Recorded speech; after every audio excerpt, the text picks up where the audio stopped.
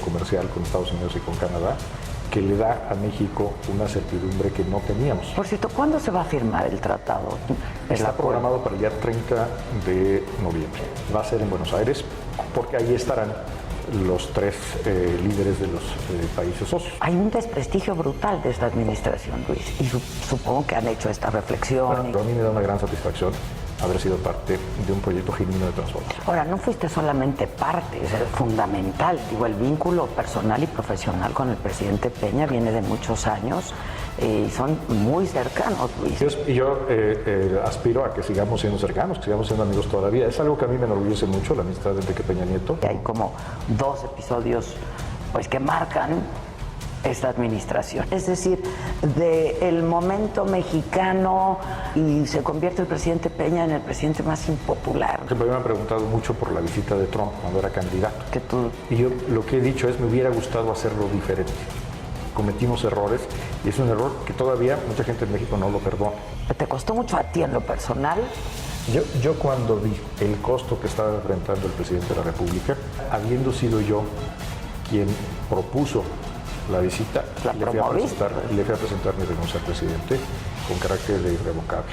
¿Eso te distancia de Claudia Ruiz Massieu también o no? De que hubo momentos, por supuesto, de tensión. Tú has dicho que te vas a retirar, ¿no? Yo no sé, del servicio público, de la política, no son dos cosas distintas. No sé qué es lo que todavía no he definido qué es lo que voy a hacer y podré dedicarme... ¿No te hiciste rico? No, tengo una familia a la que darle sustento y necesito trabajar. Pero ¿sabes qué no vas a hacer? Lo que no voy a hacer, no voy a estar en la política. Los priistas de cepa, ¿no? Se sienten traicionados por el presidente y por ti, Luis, ¿no? Dicen entregó al país. La derrota es huérfana. Pero en buena medida también se debe a la administración, ¿no? Del presidente Peña. Se le señala a esta administración como frívola y corrupta. Y yo te quiero preguntar, ¿eso les ganó la frivolidad, la corrupción, la soberbia? No, en lo absoluto no. De pronto viene la debacle al año 2. Yo creo que se tomaron decisiones muy duras en el proceso de reformas que afectaron intereses. Se refiere la gente a ti como un hombre brillante. Yo me pregunto, con tanta inteligencia que había o hay, ¿no se pudo hacer mejor? Somos más inteligentes en retrospectiva. Sí, ya me lo dijiste, ya me lo dijiste. Yo quiero que me digas, porque seguramente te lo has planteado, en dónde fallamos. Algo pasó. Yo creo que algo que a lo mejor fue soberbia. Y además de ti se dice que eres bastante soberbio, ¿eres? Bueno, yo soy bien mal hablada, yo diría otra palabra, pero eres mamón. A lo mejor con esa palabra sí puedo estar más de acuerdo. ¿Qué momentos te marcaron a ti que dijiste... Híjoles. Para mí el momento el episodio más difícil fue... Pero por el otro también impide tu aspiración también legítima, es decir, acariciabas la posibilidad de ser el candidato del PRI a la presidencia de la República. Pues mira, fue algo que...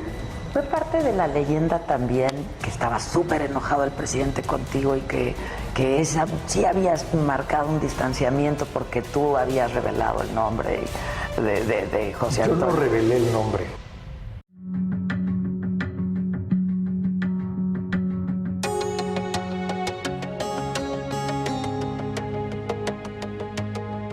Banco de México nos dice es la tendencia va a seguir igual. Los bancos quieren dinero. Por lo menos abrieron camino hacia nuevos mercados.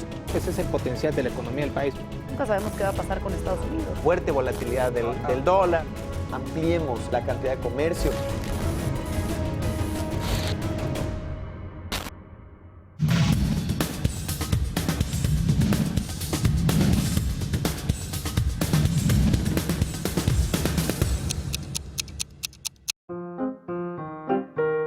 ¿Podrías pagar tus gastos con un salario emocional?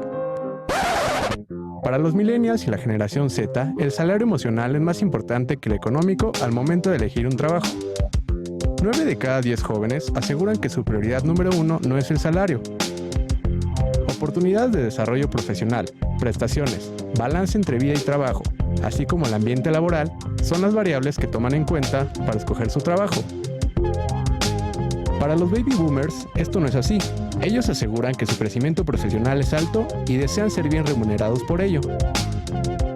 Las generaciones más jóvenes buscan constantemente nuevas oportunidades de empleo, pese a tener uno fijo. 90% busca empleo en México a través de Internet. En su mayoría lo hacen desde sus smartphones, computadoras y tabletas. En esta vida hay prioridades. Y no necesariamente es el dinero.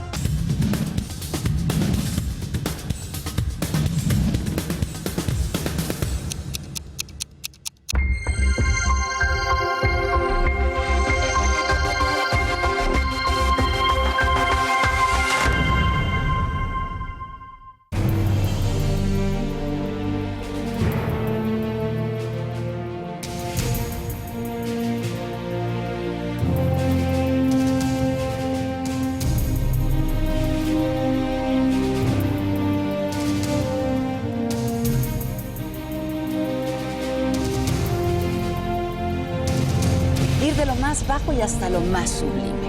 Y es que exhibir luces y sombras de cada personaje se vuelve algo fascinante. Esto es Cenet y por Adela.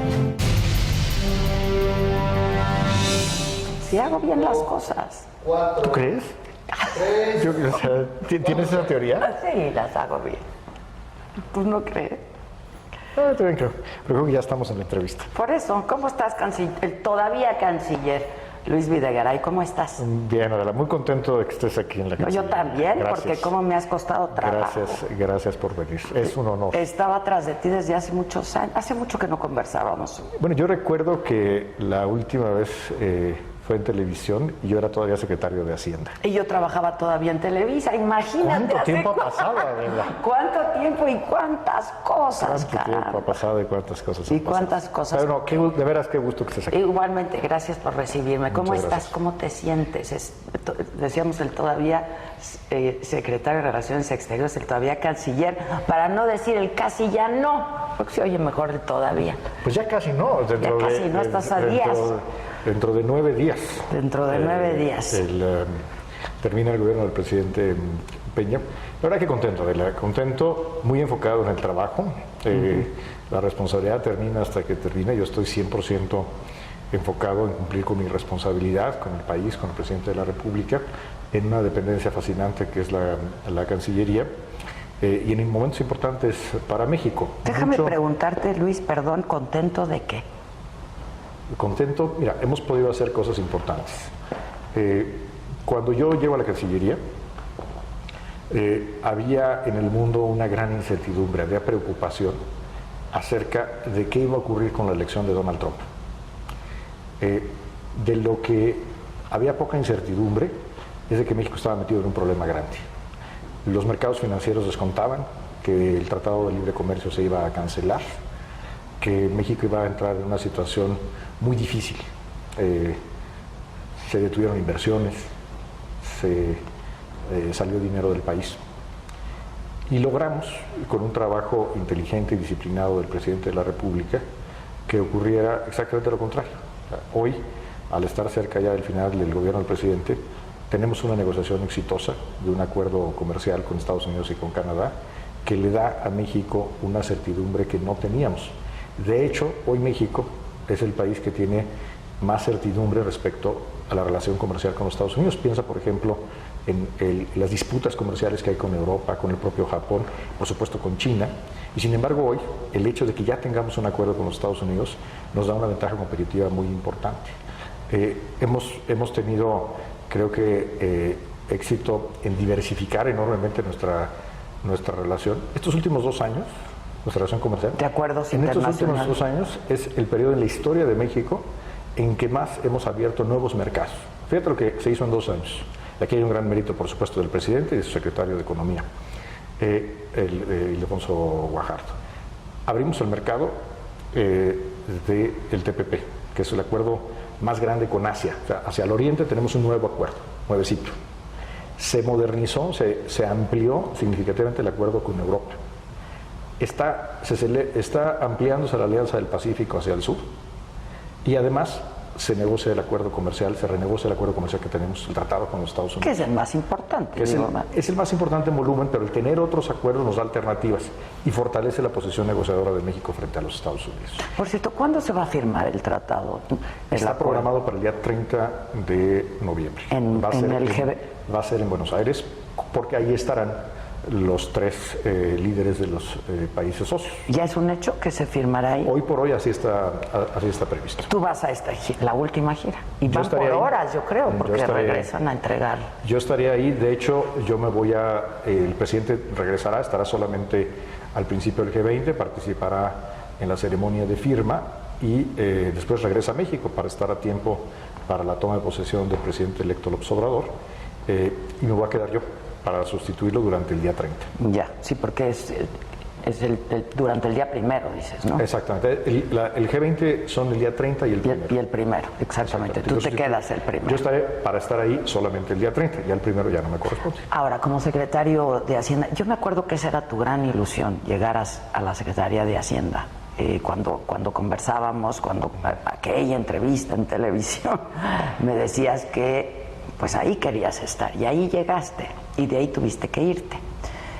¿Cómo fue el paso? ¿Y qué ha pasado todos estos años? Yo por eso te preguntaba, y si me permites, creo que se vale la pregunta, sin regatearles aciertos ni mucho menos, pero hay un desprestigio brutal de esta administración, Luis, y supongo que han hecho esta reflexión. Yo te dije, el presidente fue muy claro cuando llegó a Palacio Nacional el 1 de diciembre de 2012, hace casi ya 6 años. Lo dijo con mucha convicción. Él venía no a administrar un gobierno, él venía a transformar un país. Y eso fue exactamente lo que hizo. Cuando las transformaciones son genuinamente profundas, por supuesto afectan intereses, no necesariamente son populares, pero son un legado realmente de cambio para México. Algunas cosas no se mantendrán, ya el presidente electo las ha advertido, no es una sorpresa. Otras muchas van a continuar. ¿Cómo qué? Y ese es el legado. Pues mira, hay muchas de las reformas, yo no he escuchado una sola palabra ni del presidente electo ni de su equipo de trabajo que vayan en contra de lo que se hizo, por ejemplo, en la reforma financiera, en la reforma de telecomunicaciones, en la de competencia económica, incluso en la más profunda, que es la reforma energética. Tampoco hemos escuchado que vaya a haber una reversión de la reforma. Probablemente cambien los ritmos de implementación, seguramente se auditarán los contratos existentes, pero la apertura como un paradigma no se está cuestionando, no fue un planteamiento que hayamos escuchado durante la campaña, durante esta etapa. Entonces, hay muchas cosas que van a continuar y que van a tener un efecto muy positivo para el país. Y eso es para lo que uno aspira a ser parte de un equipo de gobierno. Quien entre a la política pensando que el objetivo es la popularidad o simplemente permanecer en el poder, uno creo que equivoca el propósito, pero además pierde una gran oportunidad. Y yo te lo digo a punto de terminar lo que para mí fueron casi 6 años de ser parte de un gabinete, de acompañar a un presidente de la República. Es una oportunidad maravillosa para hacer cosas buenas por el país, que no siempre van a ser ni populares ni entendidas, pero a mí me da una gran satisfacción haber sido parte de un proyecto genuino de transformación. Ahora, no fuiste solamente parte, es fundamental. Digo, el vínculo personal y profesional con el presidente Peña viene de muchos años y son muy cercanos, Luis. Es decir, supongo que... Yo aspiro a que sigamos siendo cercanos, que sigamos siendo amigos todavía. Es algo que a mí me enorgullece mucho, la amistad de Enrique Peña Nieto. Es un privilegio trabajar con él y ha sido pues una gran oportunidad, un gran honor como mexicano acompañarlo en lo que, insisto, es un proceso de muchos cambios para México. ¿Hubo algún desencuentro en estos 6 años con el presidente? Yo con él, desde que era gobernador, porque yo fui su secretario de Finanzas al principio de su gobierno en el Estado de México, y después secretario de Hacienda y secretario de Relaciones Exteriores, pues son muchos años de trabajar con él. Él me dio una gran confianza para siempre decirle lo que yo opinaba, aunque estuviera en desacuerdo con él. La única regla es que era en privado. Nunca en público, en presencia de alguien más. Regla elemental, pero ¿no? Por cierto. Bueno, yo creo que sí. En cualquier relación. Pero es algo muy valioso. Un gobernante necesita tener esa capacidad de escuchar opiniones diferentes. Y el presidente Peña la tiene. Pero tu opinión era determinante para él, ¿no? Digo, eso no lo... Yo creo que era una opinión que escuchaba, pero no creas que siempre me hacía caso, ¿eh? Hubo muchas veces, y eso se queda en conversaciones privadas, en las que no me hizo caso, y en algunas que bueno que no me hizo caso, porque si hubiera tomado decisiones en las que yo opinaba algo diferente, y después, pues yo me acuerdo de decirle, presidente, ¿tenía usted razón? tenía usted razón. O sea, a final de cuentas es una relación de equipo, pero es una relación donde hay jerarquía. El presidente es él quien tiene, además nuestra Constitución delega el poder ejecutivo en una sola persona, en el presidente. Por algo los secretarios se llama secretario. ¿Qué significa la palabra secretario? Asistente. El que tiene la responsabilidad, al que los mexicanos le dieron el voto en 2012, es a una sola persona. No eligieron un gabinete, no escogieron un equipo. Por lo tanto, quienes tenemos el honor de ser parte de su equipo, tenemos la obligación de apoyarlo. Y una manera, yo sí creo que una manera de apoyar a un presidente es diciéndole lo que uno considera es verdad. Tu verdad, que puede estar bien sí, o no, pero hay que hacerlo pues con buenas formas. Pero estás de acuerdo, o al menos esa es la percepción que todos tenemos, ¿no? De que tu opinión era importantísima para el presidente Peña. Pero fue una de las opiniones que escuchaba el presidente, y qué honor que me escuchara. Yo creo que escuchaba otras, no solamente la mía, pero la más importante era la de él. Ahora, ¿en dónde? Yo he escuchado en estas entrevistas que pues ha estado dando el presidente, por ejemplo, alguna que diste tú recientemente también, donde hay un reconocimiento de errores, ¿no? Incluso el presidente Peña ofreciendo disculpas por estos errores, y hay como 2 episodios pues que marcan esta administración. Pero supongo que su reflexión tiene que ir va mucho más allá, Luis, ¿no? De dónde estuvieron las fallas. Y el 2014 fue un año terrible para esta administración. Es decir, del momento mexicano, y en el 2014 esto empieza a descomponerse y se convierte el presidente Peña en el presidente más impopular, ¿no? ¿Qué pensaban de eso? Yo creo que, primero, en retrospectiva todo el mundo es muy inteligente, incluidos nosotros. Pues sí, todos. Entonces, cuando uno ve no solamente es la gente que nos dice, ¿y por qué no hicieron esto? ¿Por qué no pensaron en esto? Es lo que nosotros decimos, caray, ¿por qué no lo hicimos de esta manera? Por ejemplo, a mí me han preguntado mucho por la visita de Trump cuando era candidato. Y yo lo que he dicho es, me hubiera gustado hacerlo diferente. Cometimos errores, y es un error que todavía mucha gente en México no lo perdona, la forma en que se le recibió. Yo creo que esa visita la pudimos haber hecho diferente. Es decir, la visita tenía que realizarse, y sigues pensando lo mismo. Lo que tenía que realizarse era un contacto, establecer una relación y establecer una comunicación, que por cierto fue extraordinariamente útil después. Yo estoy convencido que si no hubiéramos tenido acceso al círculo cercano de Donald Trump, que hubiéramos podido, desde incluso antes de que tomara posesión del cargo, entrar en comunicación con ellos, lo que hubiera ocurrido es que Donald Trump hubiera cancelado el Tratado de Libre Comercio en su primera semana de gobierno, como se salió del TPP, porque eran una de sus promesas de campaña. ¿Qué nos permitió haber haber tenido esa relación, a pesar de lo accidentado y erróneo de las formas en que ocurrió la visita? Es que teníamos un contacto, y ese contacto nos permitió decirle, oiga, presidente Trump, ¿por qué no mejor nos damos la oportunidad de negociar? Puede ser mejor para usted y para México, por supuesto, también, pero puede ser mejor también para Estados Unidos.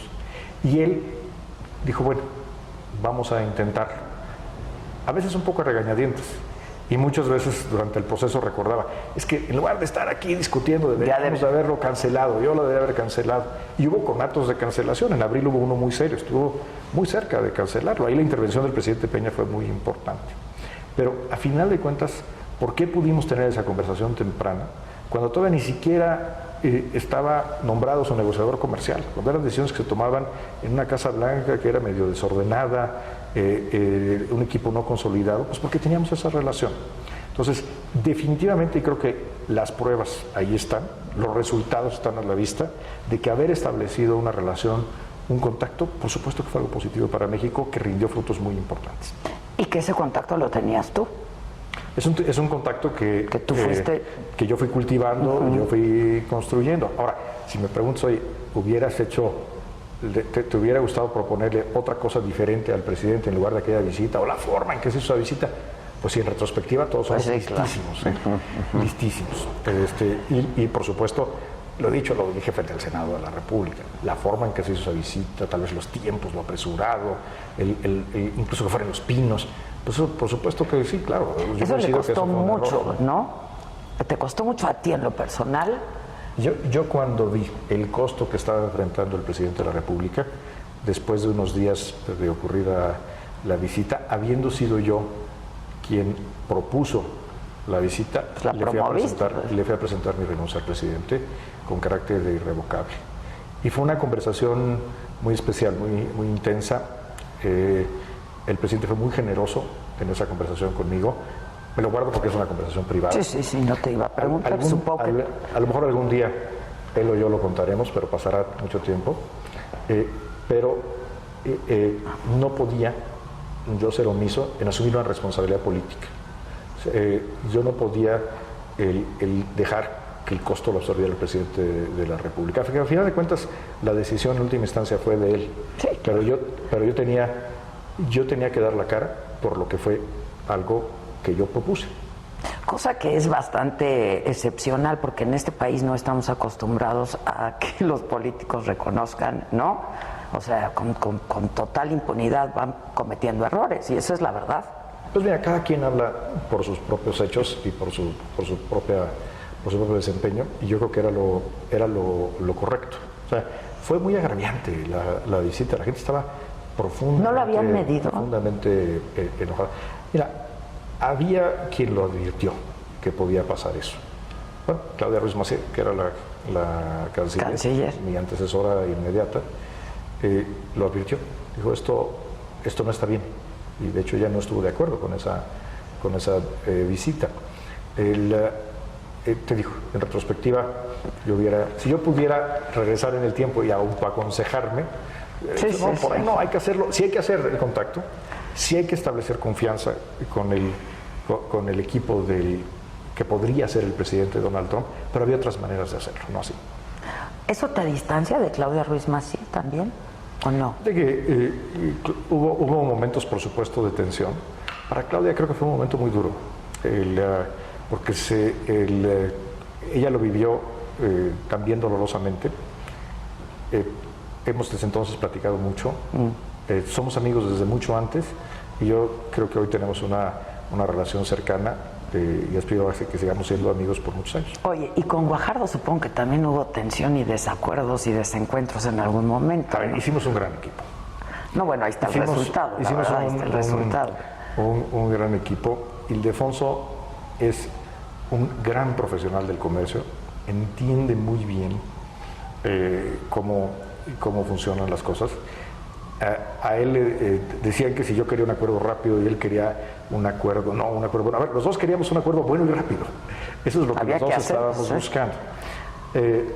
Y creo que funcionó muy bien la mancuerna.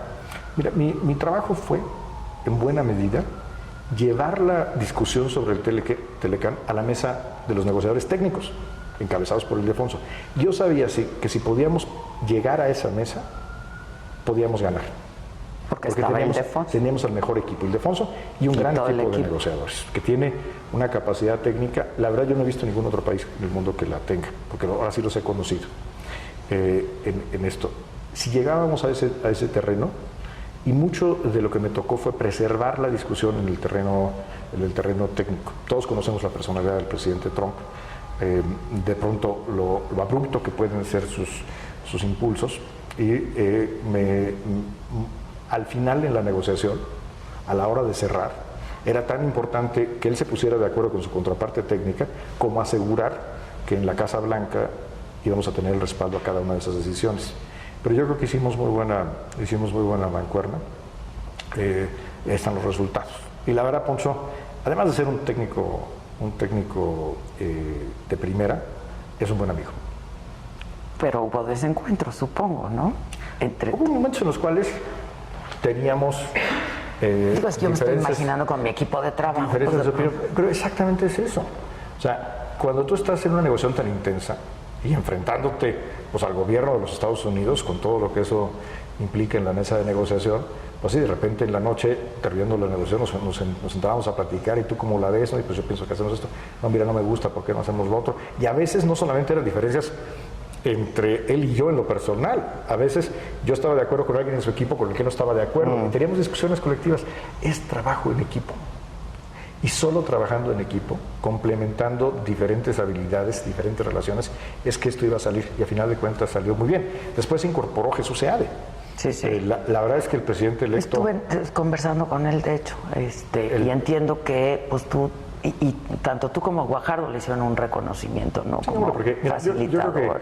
Yo creo que hay un gran mérito en esta negociación exitosa para México, por supuesto el presidente Peña y también del presidente electo López Obrador. Y creo que el presidente López Obrador hizo dos cosas muy positivas para el Tratado de Libre Comercio, ahora conocido como el TEMEC. La primera, apoyó la negociación. Y eso fue, yo creo que una decisión de Estado. Y segundo, nombró a Jesús Seade como su representante. Que fue un acierto. Que, hombre, no pudimos haber tenido un mejor compañero de equipo.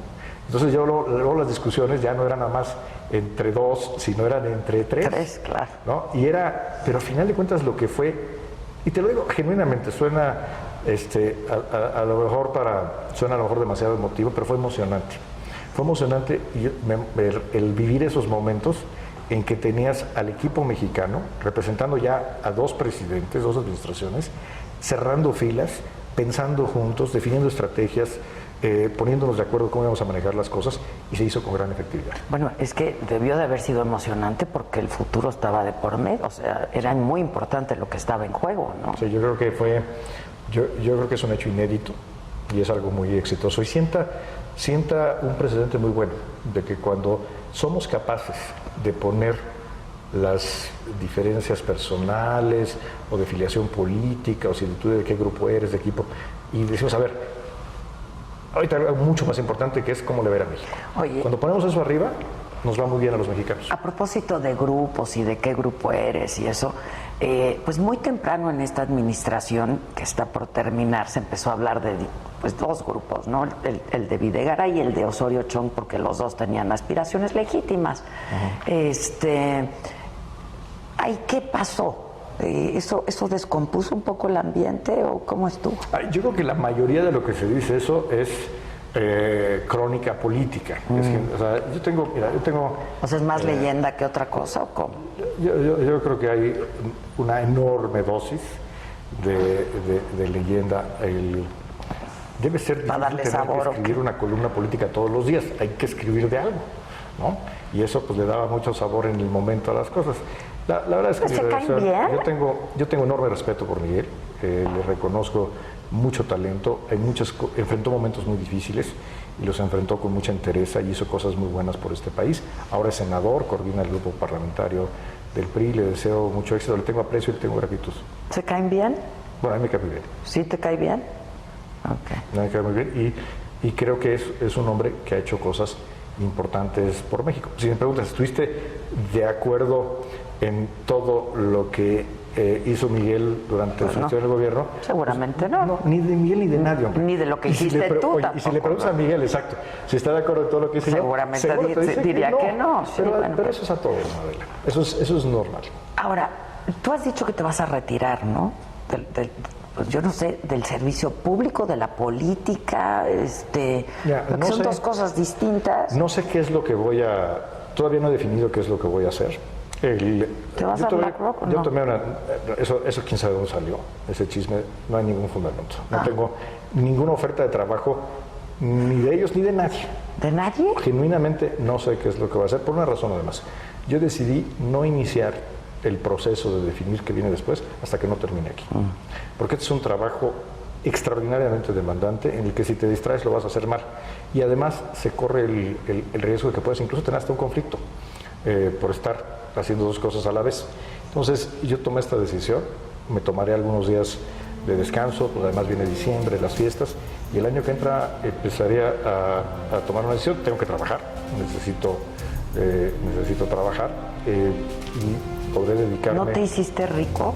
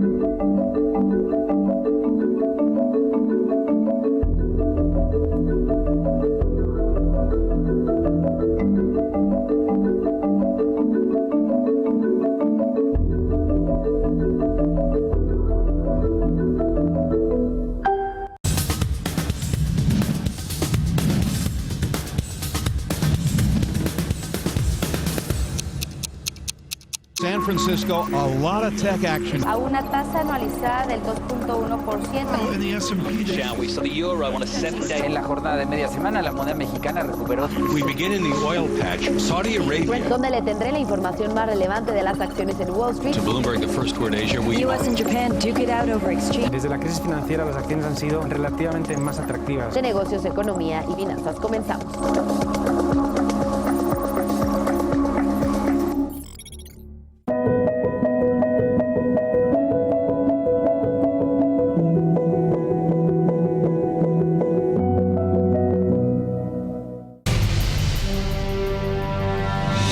¿No te hiciste rico No, en porque estos años? tengo una familia a la que darle sustento y necesito trabajar, porque pues mis ahorros no dan para no trabajar, al contrario, tengo que trabajar. Ya. Y lo haré con mucho gusto. ¿Qué es pero te digo, no sé exactamente qué es lo que voy a hacer. Pero sabes qué no vas a lo hacer. Que no voy a hacer es, no voy a trabajar en el gobierno, ni en el gobierno, por supuesto en el gobierno federal, pero tampoco ni en gobiernos estatales, cosas así, nada de eso. No voy a estar en la política. Yo seguiré siendo priista, pero no seré un priista que esté en activo. No pienso participar en ningún tipo de actividad política y además no voy a estar tampoco en actividad pública. No me verás dando entrevistas, haciendo declaraciones, participando. Qué afortunada estoy siendo. Participando en mesas de discusión, escribiendo una columna. Analistas, no lo voy a hacer, yo nunca me he concebido como un político de tiempo completo. Yo estaba en el sector privado y cuando llega el presidente Peña como gobernador del Estado de México, él me invita. Yo sin ninguna trayectoria en el gobierno, en la política, hace 13 años me invitó a ser su secretario de Finanzas en aquel entonces. Me pareció una gran oportunidad, algo que me entusiasmaba, pero pensé que iba a ser una etapa corta. Pues esto será un par de años, 3 años y regresaré a lo mío, que es el sector privado. Y bueno, pero en total fueron 13 años de oportunidades extraordinarias, de servicio a México, y que siempre estaré agradecido con el presidente por las oportunidades que me ha dado. Pero yo regreso, yo digo, nunca me he considerado un político de tiempo completo. Y yo creo que además quien se dedica a la política y al gobierno tiene que tener capacidad de dedicarse a otras cosas en una democracia. Es parte de la naturaleza misma de que hay ciclos, hay cambios. Se acaba. Entonces, ya te platicaré a qué me dedicaré, pero no va a ser una entrevista, porque ya durante un tiempo largo no voy a dar entrevistas. Ya, pero bueno, decías, soy priista, pero no voy a ser un priista en activo. Claro. Hay los priistas, y yo los he escuchado, y priistas de cepa, ¿no? Muy enojados, se sienten traicionados. Y se sienten traicionados por el presidente y por ti, Luis, ¿no? Dicen, entregó al país, se entregaron al país, es decir, el presidente y sus cuates, ¿no? La derrota es huérfana y la victoria siempre tiene muchos progenitores. Lo que yo me acuerdo, porque yo también soy priista y lo he sido desde hace muchos años, lo que yo me acuerdo es de un PRI que estaba como tercera fuerza política en el año 2006, que había tenido una derrota importante y que hubo una persona, un priista, que volvió a darle esperanza al PRI, a este país, y que fue quien hizo que el PRI tuviera una nueva oportunidad en el gobierno, y se llama Enrique Peña Nieto. Y muchos de quienes ocuparon cargos, de quienes fueron respaldados en sus candidaturas, que pudieron ser competitivos, es porque iban a una elección cuando también iba Enrique Peña Nieto en el 2012 a esa elección, y que tuvieron el respaldo político de quien, gracias a su talento, a su carisma, a la oferta que le presentó, la oferta política a los mexicanos, logró que el PRI regresara a la presidencia. Y yo no escuché a ninguna de estas voces reclamándole lo bien que lo hizo cuando ganó la presidencia. Yo creo que a veces nos falta un poquito de madurez política para entender que en democracia se gana y se pierde. Y hoy lo que creo que le corresponde al PRI es una reflexión de cómo va a ser el partido para reposicionarse y volver a competir. En la política nada es definitivo. Sí, ahí no hay nadie derrotas. muere para siempre. Nadie muere para Es el único nadie lugar muere- donde nadie muere para siempre. para siempre. O sea, el presidente electo perdió 2 elecciones seguidas y ganó la tercera, y la ganó con un margen que hubiera sido impensable hace 6 años. Y hemos visto el PRI después de la derrota con Roberto Madrazo. Nadie se hubiera imaginado que iba a ganar con contundencia la elección en el 2012. Entonces, yo creo que el PRI debe de reconocer Enrique Peña Nieto a una figura histórica que le dio viabilidad política, que le dio triunfos que difícilmente sin alguien como él hubiera tenido el partido. Y sí, me parece primero injusto, pero además un análisis incorrecto, atribuir al presidente, que es quien no estuvo en la boleta, que no tuvo, que fue quien llevó al partido de regreso al gobierno, después atribuir una responsabilidad, creo que es de todos los priistas. Sí, bueno, pero en buena medida también se debe a la administración, ¿no?, del presidente Peña. No, yo creo que la política en todo el mundo, hoy lo vemos, el electorado tiende a rechazar de una manera que no lo hacía antes Ha pasado mucho. las opciones políticas. Ve, por ejemplo, cómo está hoy la popularidad de Emmanuel Macron. Acaba de salir una encuesta. Macron, que hace muy poquito Sí, ganó. era una estrella que deslumbró a Francia, por cierto, alguien a quien yo conozco personalmente y creo que es un gran presidente de Francia, trae una popularidad del 20%, 25%. O sea, y ves, Es el desgaste, ves lo que digamos. ves lo que pasó en Brasil, después de un gobierno, de un presidente tan exitoso en Estados Unidos como Barack Obama, de pronto tienes un cambio radical hacia Donald Trump. Estamos viendo algo más profundo en la política en el mundo, de un electorado y de una ciudadanía que está muy insatisfecha, no solamente con gobernantes en turno, sino con en la relación entre ciudadano y poder. Y creo que si nos quedamos en el análisis fácil de atribuir culpas individuales, no vamos a tener las decisiones correctas hacia el futuro. Ahora, más allá de culpas hay responsabilidades, Luis, ¿no? Bueno, se le señala a esta administración como frívola y corrupta. Yo creo que, a ver, y yo te quiero preguntar, ¿eso les ganó la frivolidad, la corrupción, la soberbia? No, en lo absoluto no, en lo absoluto no. ¿Qué Yo les creo que- ganó? yo creo que Porque, esta a es ver, una- otra vez, de estar en los cuernos de la luna, de haber logrado cosas importantes, de pronto viene la debacle al año 2. Yo creo que se tomaron decisiones muy duras, muy difíciles en el proceso de reformas que afectaron intereses y que después, cuando hubo momentos difíciles o de vulnerabilidad, se manifestaron con mucha intensidad y que capitalizaron eso de una manera políticamente favorable a sus intenciones. Creo que los episodios que todos recordamos del año 2014, sin duda, representaron un punto de inflexión, pero aquí lo que no sin duda, esta administración ha cometido errores importantes, como los cometen todos los gobiernos, como los comete todo el mundo en la vida. Pero acá creo que lo que no se ha ponderado en suficiencia es que el presidente se atrevió a cambiar muchas cosas y el cambio implica afectar intereses. Que cuando entró el gobierno en momentos de vulnerabilidad, tomaron una fuerza que hizo ya muy difícil resistir las cosas. Ahora, ¿qué es notable, Adela? Es lo que la gente luego no pondera lo suficiente. Cuando digo la gente, más bien me refiero a los analistas políticos. La opinión publicada, digamos. El presidente... Pero sí hay una percepción ahí. Bueno, por también supuesto que hay, pero el presidente Peña, ante esos momentos de baja popularidad, de dificultad, de rechazo en las redes sociales, etcétera, nunca dejó de tomar decisiones por México que fueran muy difíciles. Piensa el episodio de principios de 2017, cuando era ineludible elevar el precio de la gasolina. Sabía el presidente que él tenía ya un nivel bajo de popularidad, que el gobierno estaba pronto a entrar con la elección electoral en su estado, en el Estado de México. Y sin embargo, el presidente no titubeó, tomó la decisión que era la correcta, a pesar de todo este desgaste. Y yo creo que eso es lo que hace a Enrique Peña Nieto un presidente con voluntad y capacidad de transformar, que no dejó de tomar decisiones a pesar de enfrentar gran adversidad política. ¿Cómo te vas tú, Luis? Me decías, me voy satisfecho por cosas que hemos logrado.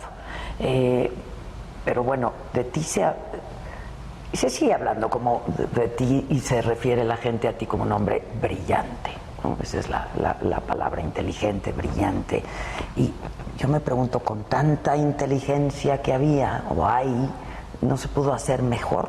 ¿No se pudo hacer más o mejor? Bueno, otra vez no. Oye, somos más inteligentes en retrospectiva. Sí, ya me lo dijiste, Luis, pero es como... Pero yo quiero que me digas, porque seguramente te lo has planteado, en dónde fallamos, dónde estuvo, o sea, mira, algo pasó. Yo creo que... pasaron muchas cosas, pero... Yo creo que algo que probablemente subestimamos al principio de la administración fue el lograr un mayor consenso social, y digo social, no político, sobre algunas de las reformas clave.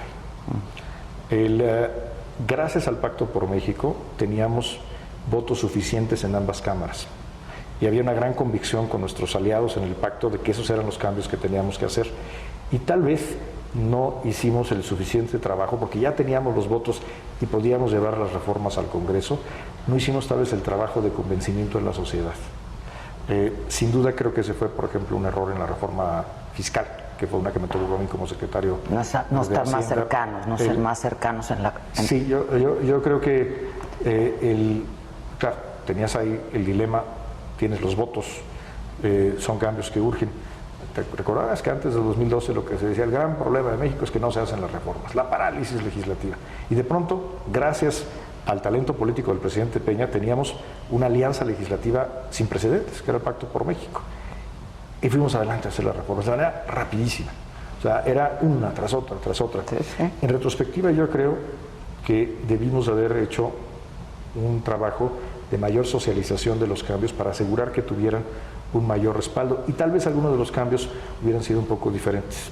Pero creo que más allá de los hechos anecdóticos o de episodios específicos, creo que un aprendizaje importante institucional y político es la importancia de que los cambios profundos tienen que ser, si no pactados, sí socializados de una manera más amplia, más allá del Congreso, más allá de quien tiene la mayoría o tiene los votos. Por eso te pregunto si no les ganó la soberbia, ¿no? Porque estaban...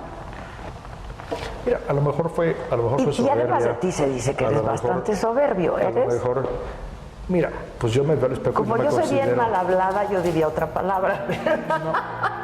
Pero porque soy mal hablada. A lo mejor con esa palabra sí puedo estar más de acuerdo. ¿Sí? Con esa palabra... Yo sí la puedo usar, eres mamón, digamos. Bueno.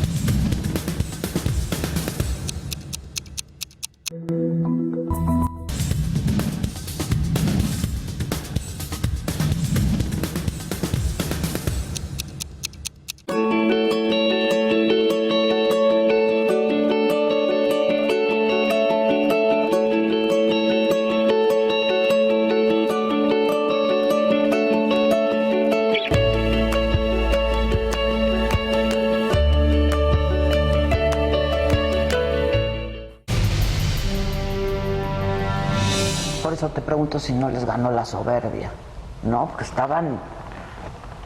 Mira, a lo mejor fue soberbia. Y además de ti se dice que eres bastante soberbio, ¿eres? A lo mejor... Mira, pues yo me veo al espejo. Como yo soy bien mal hablada, yo diría otra palabra. Pero porque soy mal hablada. A lo mejor con esa palabra sí puedo estar más de acuerdo. ¿Sí? Con esa palabra... Yo sí la puedo usar, eres mamón, digamos. Bueno, si le preguntas a algunos de mis colaboradores te van a decir que sí. Okay. Pero a final de cuentas, yo creo que más que otra cosa, creo que nos ganó el entusiasmo. El entusiasmo de hacer cosas que no se habían logrado en mucho tiempo y que teníamos la ventana de oportunidad. Y creo que subestimamos la importancia de tener consensos más allá de los legislativos. Tener los votos te permite aprobar una ley o un cambio constitucional, pero no necesariamente prepara al país para aceptar el significado que eso va a tener. Ya.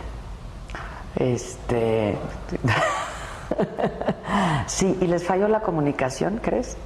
Además. Yo creo que recurrentemente nos dicen, es que el problema de este gobierno y de todos es que no comunicaba bien. Yo creo que ese es un diagnóstico fácil y superficial, porque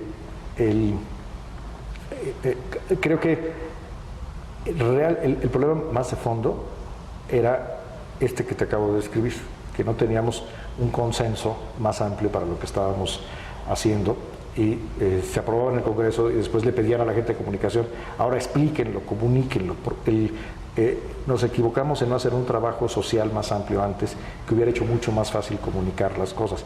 Y otra, para todos los gobiernos hoy comunicar es un reto, porque está cambiando es lo que te la forma en que la gente consume información. Hoy ya no, hoy la relación es bidireccional. Todos son opinadores, tenemos la capacidad de reaccionar de manera muy inmediata.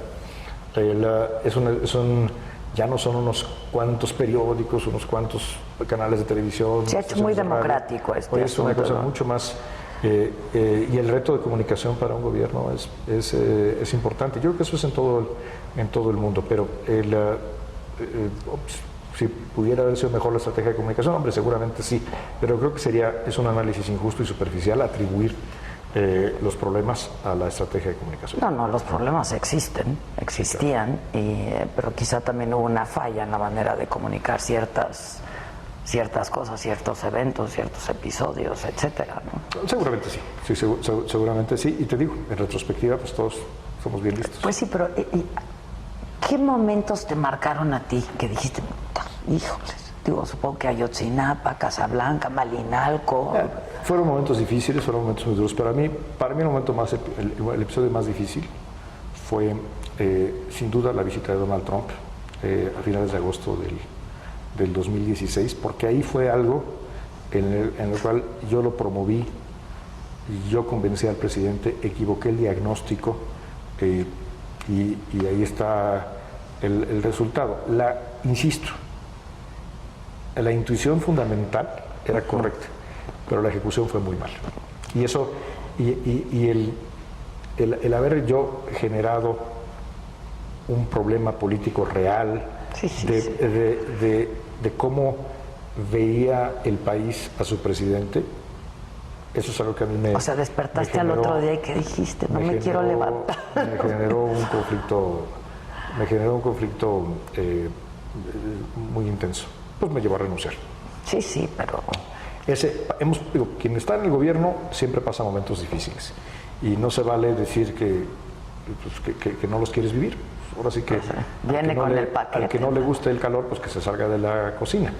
Como dicen, es una frase que se usa mucho en Estados Unidos. Pero ese momento en particular yo lo recuerdo porque ahí fue más allá de lo personal, más allá del ámbito estricto de mi responsabilidad, fue algo que puso al país y al presidente en una condición que no debía haber ocurrido. Eso por un lado, pero por el otro también impide tu aspiración también legítima. Eso, es decir, acariciabas la posibilidad de ser el candidato del PRI a la presidencia de la República. Pues mira, fue algo que